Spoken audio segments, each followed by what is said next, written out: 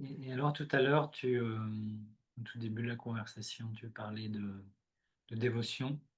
Mmh. Je suis curieux de ce que tu mets derrière ce mot qui m'apparaît aussi. Je te disais que je, je m'intéressais aussi à comment tu rappelles aux gens intéressés les rendez-vous hebdomadaires que tu proposes, de rencontres en ligne comme ça. Et souvent, ça prend la forme de petits poèmes et où je sentais une qualité dévotionnelle, où aussi tu parles d'offrandes, de le corps comme un autel, et cetera. Donc il y a tout un vocabulaire et puis même le fait même de formuler les choses en un poème, donc dans dans un arrangement de mots, une certaine mélodie de la parole. Hem, pour moi, il y a quelque chose de cet ordre-là. Mmh. Ouais, mais ça, je peux pas te dire, c'est comme ça que je suis, quoi. Ouais.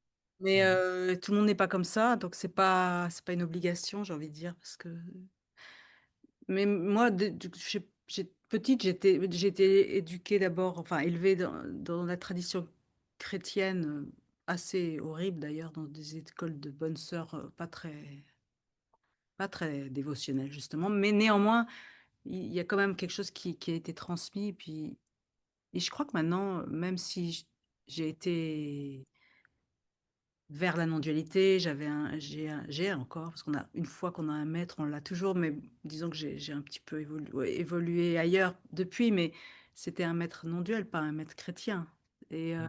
entre guillemets, hein, «maître». Mais je crois et lui aussi d'ailleurs, Francis Lucie, je ne sais pas si tu connais? Lui aussi, Oui. en fait, dans ses méditations, il employait souvent une terminologie, j'ai envie de dire chrétienne. Mais chrétienne mystique, chrétienne, avec son essence, de non-dualité et heu et Dieu, en fait et Dieu, le mystère, tu vois quoi? Le cœur, le mystère, not knowing comme on dit en anglais, Mmh. ça, pour moi, ça parle et ça doit parler, ça et parfois j'en suis coupée, mais quand j'en suis coupée, justement, c'est ces mots-là qui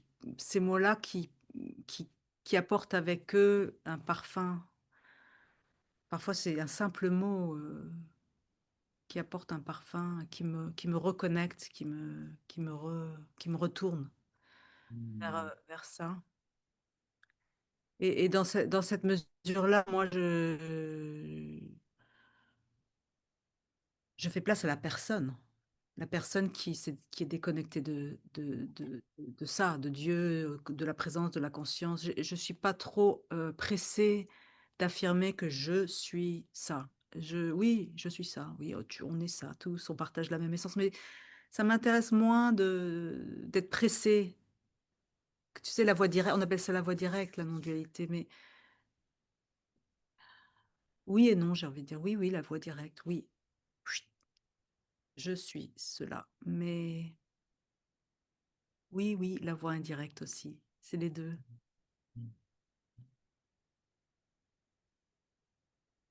Oui, donc, enfin, ce que j'entendais comme implicitement dans ce que tu viens de dire, enfin, je vais le formuler comme une question, mais du coup, est-ce que tu considères tu observes que pour toi, la dimension dévotionnelle, c'est comme le meilleur rappel, ou en tout cas un rappel que tu cultives, une voie d'accès à cette relation que tu peux avoir avec la totalité, avec le mystère, avec grand que toi.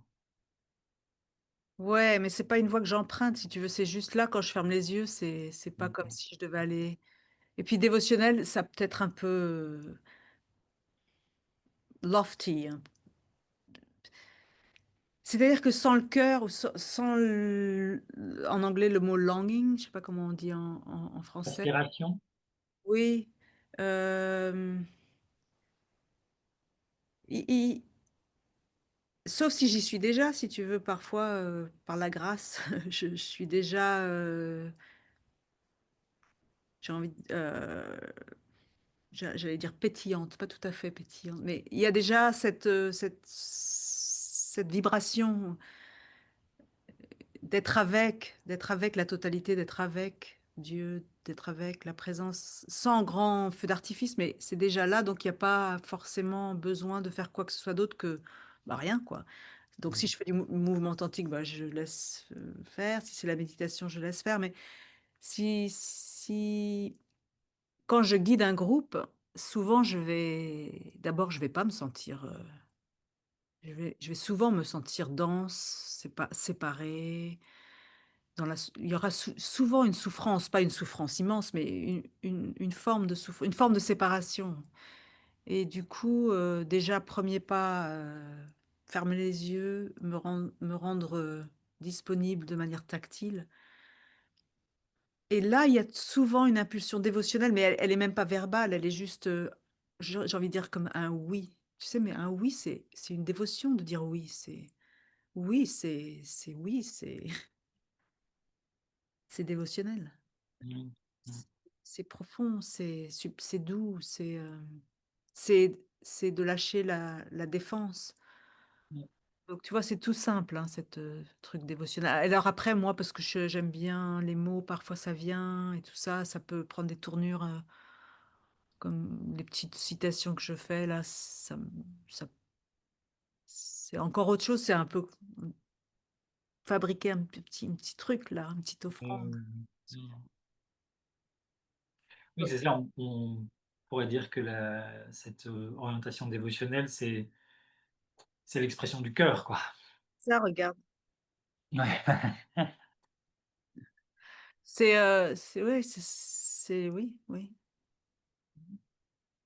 Après, toi, tu guides aussi. Moi, quand tu guides, c'est comme si bah, tu guides, donc tu es un petit peu en avant de ton troupeau, quoi.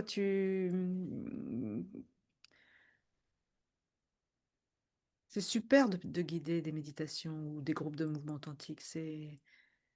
Alors, je sais pas trop ce que j'ai envie de dire à ce propos, mais c'est une autre position quand même que d'être, de pas guider. D'être soit Mmh. seul en train de faire sa pratique ou d'être guidé. Mmh. Oui, je dois dire que moi, sur cette question-là, je suis,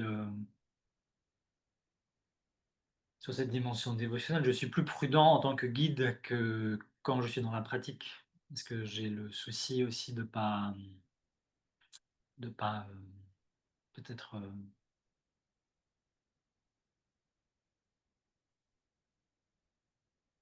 trop orienter avec une certaine terminologie, Ouais, ouais, mais je pense que c'est bien, tu as raison. qui parle à mon cœur et qui va fermer d'autres personnes, hein.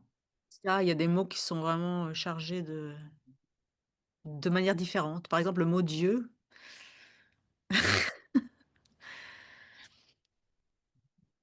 mais bon, après si tu as des groupes des réguliers qui viennent, des gens, Oui. ils s'habituent à ton vocabulaire et puis tu peux expliquer, puis tu peux leur dire moi je dis souvent si ça vous convient pas, si ça vous convient pas ce mot, ben, vous le remplacez par un mot qui vous parle.